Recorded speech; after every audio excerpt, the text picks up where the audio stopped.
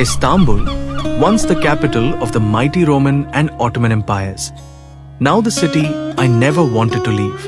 I thought it would be just another destination, but it became a place I'd love to revisit, a city every traveler must explore, and there's a reason why. I cruised the Bosphorus between continents, stood beneath the 1,500-year-old dome of Hagia Sophia, was mesmerized by the Blue Mosque and its stunning architecture, wandered Ottoman palaces that whisper history, stepped into a water tank that looks like a palace, explored the world's oldest covered market, the Grand Bazaar, and strolled down Istiklal Street, watching the city's historic tram still preserved in motion. This is Istanbul, and I'm your travel enthusiast Sobi, taking you to a city where history lives and every moment feels timeless. Istanbul was always on my bucket list. And this time, we chose this magical city to celebrate our daughter's very first birthday, a special destination for a very special memory. Soon after landing, we headed straight to our hotel in downtown Circasi. And honestly, I'd really recommend the Circasi area for anyone visiting Istanbul for the first time. Circasi is super close to all the major spots, and it has plenty of food options at standard prices, unlike some tourist traps which are more expensive and way more crowded.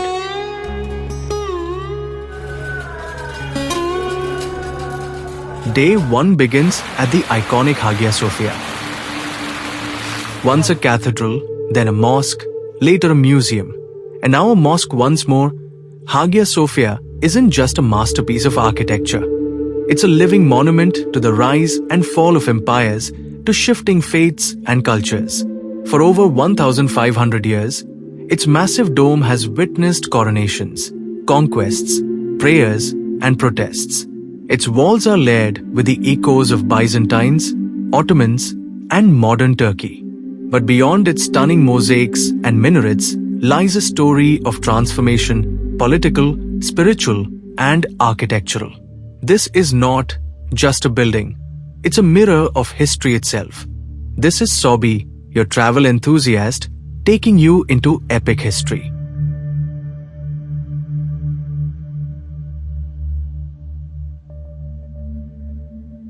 The way in is unlike anything I've seen. Winding through ancient corridors felt like stepping straight into the Roman era.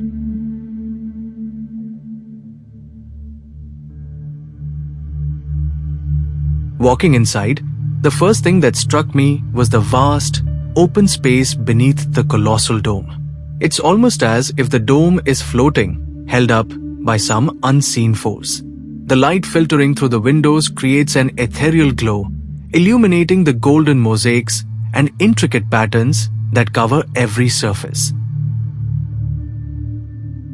Over the centuries, Hagia Sophia has been a cathedral, a mosque, a museum, and now once again a mosque. The ceiling of Hagia Sophia is a marvel in itself. Originally, it featured a massive Christian cross and intricate mosaics depicting Jesus Christ. However, during the Ottoman period, these were covered with Islamic calligraphy and motifs. Despite these changes, remnants of the original mosaics can still be seen, offering a glimpse into the building's rich and layered history. Take a look at the original ceiling, where you can spot depictions of crosses and biblical designs.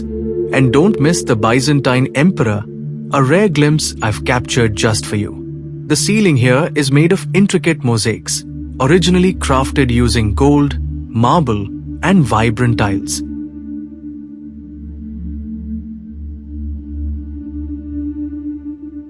I'm absolutely stunned by the Roman designs and how they created such beautiful architecture in their time. I'm thrilled and amazed to witness this firsthand. As you can see, these are seraphim. One face is covered due to Ottoman-era traditions, but the original remains beneath. The most striking features are the shimmering gold mosaics of Jesus and Mother Mary, accompanied by the Byzantine king and queen, whose presence underscores the divine authority. These iconic depictions infuse the space with a deep sense of spirituality, reflecting the incredible craftsmanship and devotion of the artists who created them.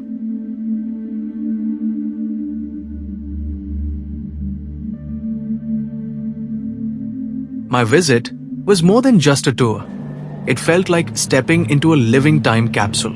It's not just about architecture or history. It's a symbol of resilience, coexistence, and transformation. If you're planning a visit, I highly recommend booking your ticket online in advance. The lines can get incredibly long, especially during peak hours. Our next stop was the famous Blue Mosque, which is just a few steps away from Hagia Sophia, literally walking distance. The Blue Mosque, officially known as the Sultan Ahmed Mosque, was built in the early 1600s during the reign of Sultan Ahmed I. He wanted to create a monument that could rival Hagia Sophia's grandeur, and he succeeded. It remains one of the most beautiful and important mosques in the Islamic world. What makes the Blue Mosque unique is that it has 6 minarets, which was a rare and bold move at the time. In fact, legend says that when Sultan Ahmed commissioned the mosque, he requested gold minarets, but the architect misheard it as 6 minarets. Either way, it created a stunning and distinctive silhouette that still defines Istanbul's skyline today.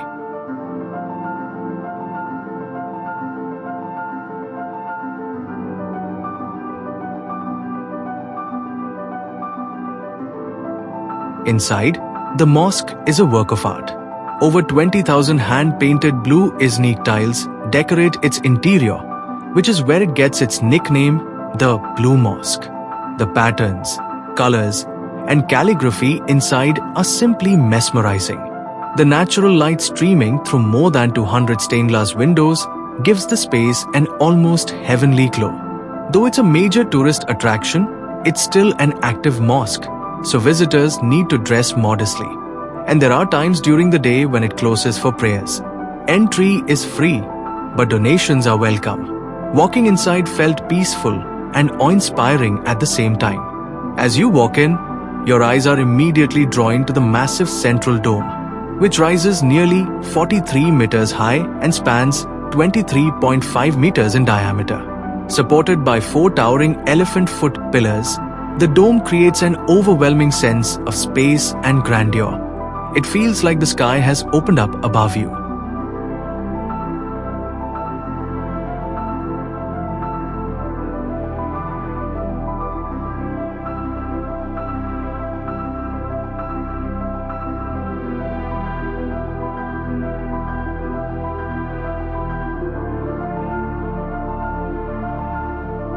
Next, we walked over to one of Istanbul's hidden gems, the Basilica Cistern.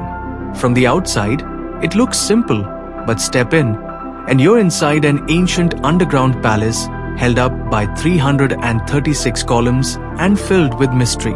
Built in the 6th century to store water for the Great Palace, it's calm, cinematic, and unforgettable. Don't miss the airy Medusa heads at the base of 2 pillars. Their meaning is still debated to this day.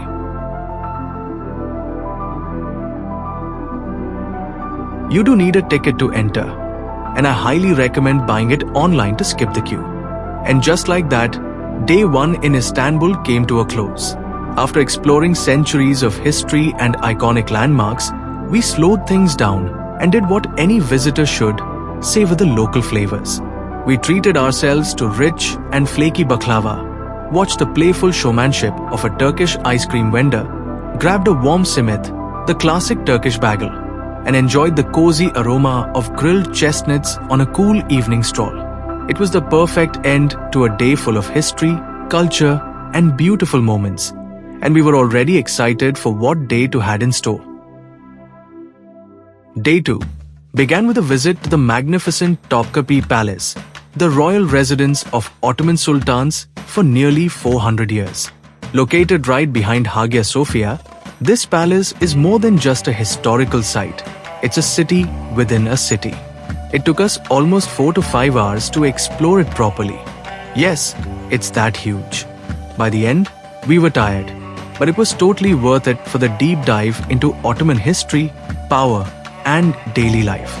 We entered through the imperial gate into the first courtyard, then continued into the second courtyard, where one of the most fascinating parts of the palace is located, the imperial kitchens. The kitchens at Topkapi weren't just cooking areas, they were enormous production zones that once prepared food for over 4,000 people daily, including the Sultan, his family, and the entire palace staff. These kitchens were run with precision like a royal operation, and they were known for their culinary excellence and hygiene, which was rare in those times. The complex includes 10 domed kitchen rooms, each with massive chimneys. Inside, we saw a display of beautiful Chinese Celadon porcelain, which the Ottomans prized for its supposed ability to detect poison. The kitchens also housed dedicated pastry rooms, soup kitchens, coffee brewers, and even sherbet makers. Imagine the variety. Moving on, we explored the elegant Imperial Council Hall, one of the most important rooms in the palace. This is where the Grand Viziers and senior officials gathered to make crucial decisions that shaped the Ottoman Empire. The Sultan would often listen to these meetings from a hidden screen above without being seen, ensuring full control over the affairs of the empire. Inside, the hall still holds a majestic presence with its grand arches, intricate designs, and historic atmosphere. Nearby, we also saw a fascinating collection of weapons and ceremonial armor, from curved Ottoman swords to shields, bows, and ornate helmets, all beautifully preserved.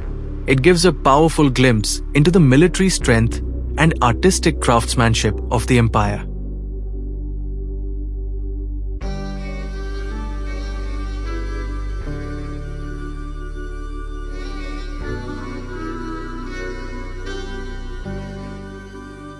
After that, we headed to one of the most exclusive and mysterious parts of the palace, the harem. This was the private living quarters of the Sultan, his family, and hundreds of women from across the empire.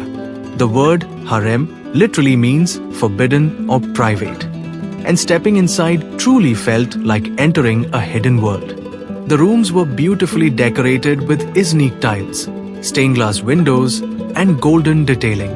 After stepping out of the harem, we made our way to the beautifully preserved library of Sultan Ahmet III, built in the early 1700s. From there, we walked toward one of the palace's most anticipated sections, the Imperial Treasury. But before heading inside, don't forget to pause at the viewpoint overlooking the Bosphorus. The panoramic view of the waterway, with Europe on one side and Asia on the other, is absolutely breathtaking. It's one of those moments where you really feel Istanbul's soul, where continents meet and history speaks through the landscape. Then, as we stepped into the treasury rooms, things got truly mind-blowing. Here, we saw some of the most priceless treasures of the Ottoman Empire, the legendary Topkapi dagger, crafted from gold and encrusted with massive emeralds. It's more than just a weapon, it's a statement of royal power and elegance. And then came one of the biggest showstoppers, the famous spoonmaker's diamond, a jaw-dropping 86-carat gem, said to be one of the largest diamonds in the world. It sparkled so brightly, it literally drew a crowd. We also saw jeweled thrones, ceremonial swords, and sacred artifacts, each one a testament to the wealth, artistry, and prestige of the empire. Every corner of the treasury reminded us just how powerful and refined the Ottoman Empire once was. It wasn't just about gold and jewels, it was about legacy and pride in culture. Before leaving the Topkapi Palace grounds, we stopped by Hagia Irene, a place many visitors miss. It's actually one of the oldest churches in Istanbul, built in the 4th century by Constantine the Great. Unlike Hagia Sophia, it was never turned into a mosque. After the Ottoman conquest, it was used as an armory and later became part of a military museum. When we visited, it was under renovation, but even from the outside and what little access we had, it still felt special. The raw, untouched interiors, the plain dome, and the sense of ancient silence inside gave it a completely different atmosphere from the more grand, decorated monuments nearby. It's quiet, overlooked by most tourists, and offers a unique glimpse into the city's early Christian past and its layered history through the Byzantine and Ottoman eras.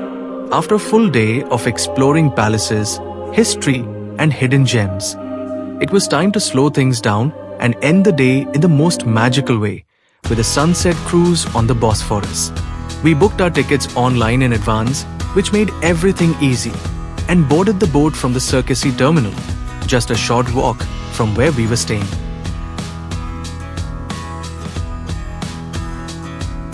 As the boat set off, gliding between Europe and Asia, the views were simply stunning.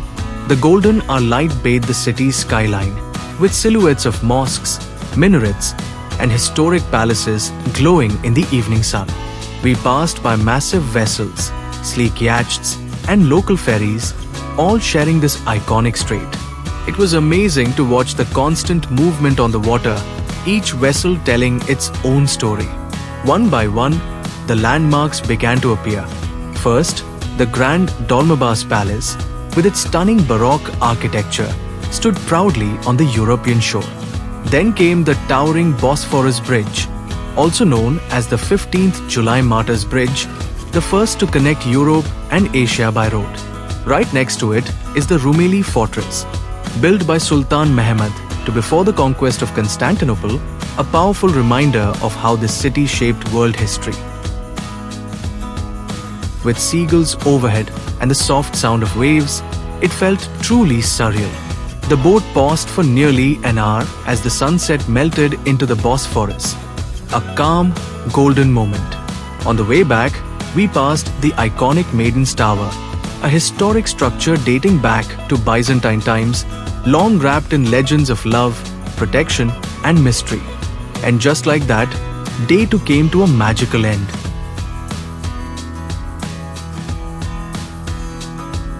Day 3 began with a visit to the beautiful new mosque, also known as Yani Kami, located right near the Eminonu waterfront.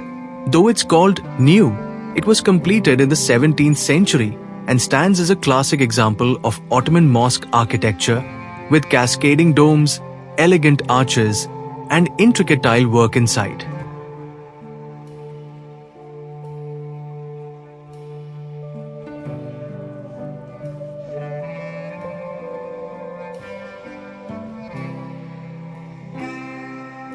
Just outside the mosque is the vibrant Egyptian Bazaar, also known as the Spice Bazaar, one of Istanbul's oldest and most colorful markets.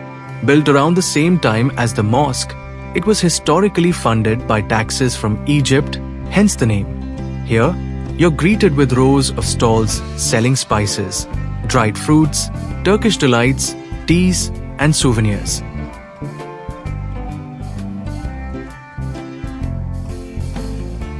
After exploring the colorful lanes of the Egyptian Bazaar, we continued uphill to visit one of Istanbul's grandest landmarks, the Süleymaniye Mosque. Commissioned by Sultan Süleyman the Magnificent and designed by the legendary architect Mimar Sinan in the 16th century, this is the largest mosque in Istanbul and a true masterpiece of Ottoman architecture.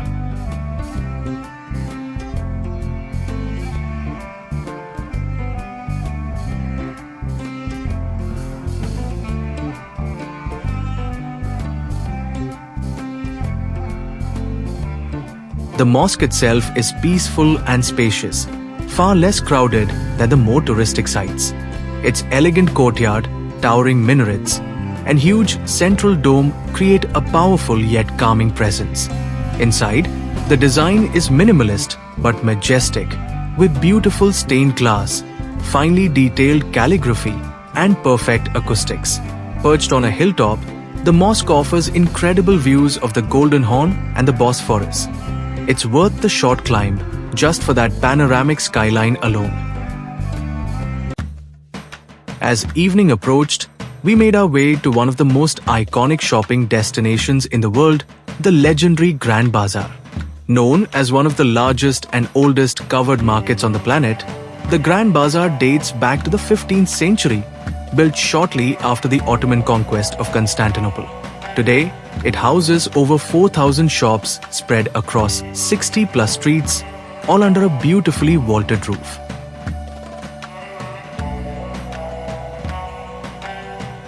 Inside, you'll find everything from handmade carpets, colorful ceramics, and antiques to jewelry, leather goods, spices, and the iconic Ottoman-style lamps that light up the market like a dream.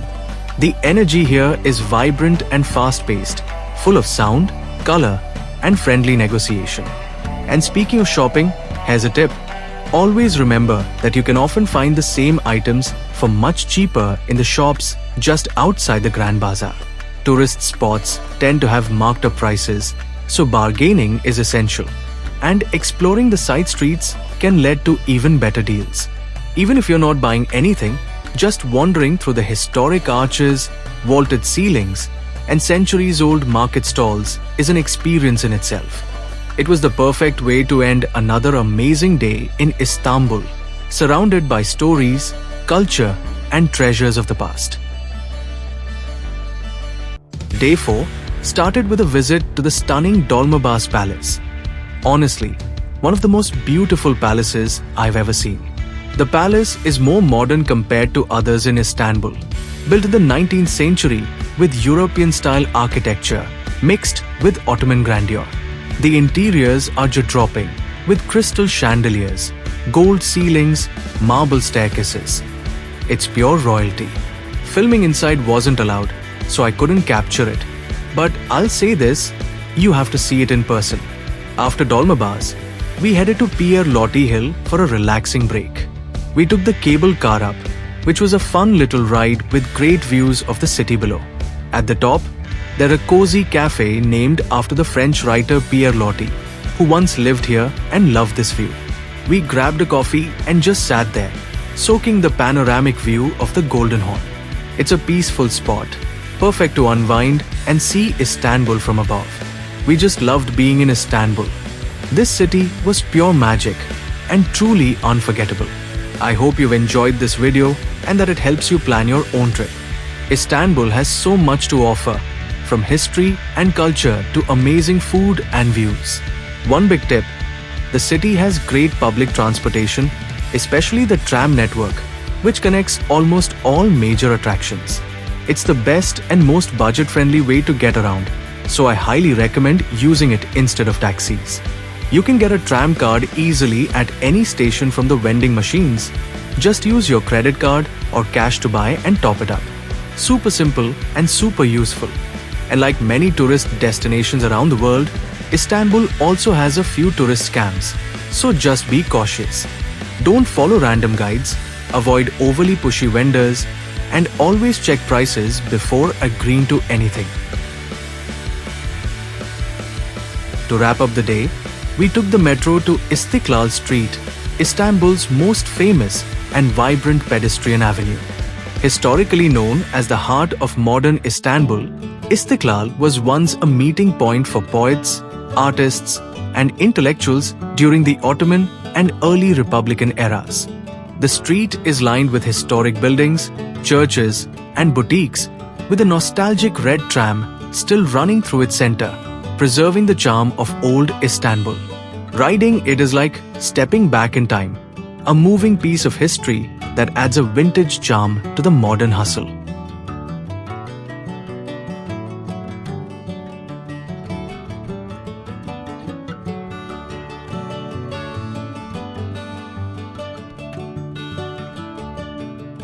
As we strolled down, we soaked in the evening vibe, live music, and vibrant street life. I tried some Turkish ice cream, complete with a fun trick performance by the vendor, always a treat to watch.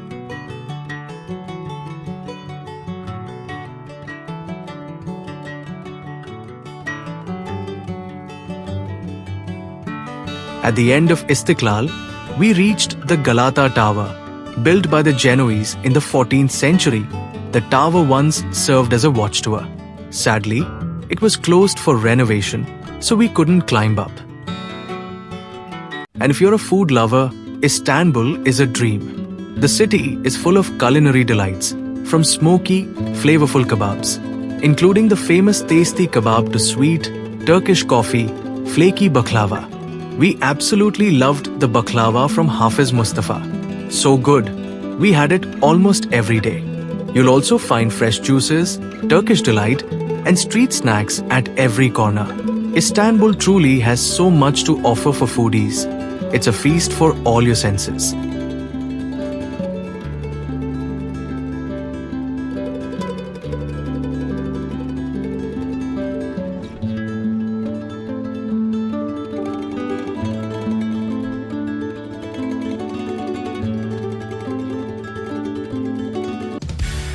With one day left in our journey, we set out the next morning on a short road trip to Sapanka, a quiet, scenic town just a couple of hours from Istanbul. Surrounded by lush hills, fresh air, and beautiful nature, Sapanka was the perfect escape after days of city exploration. We took a cable car ride up the hills, enjoying panoramic views of forests, villages, and the distant lake. It was peaceful, refreshing, and exactly the kind of calm ending we needed to wrap up our Turkish adventure. I hope you enjoyed this video, and if you did, please like, subscribe, and share.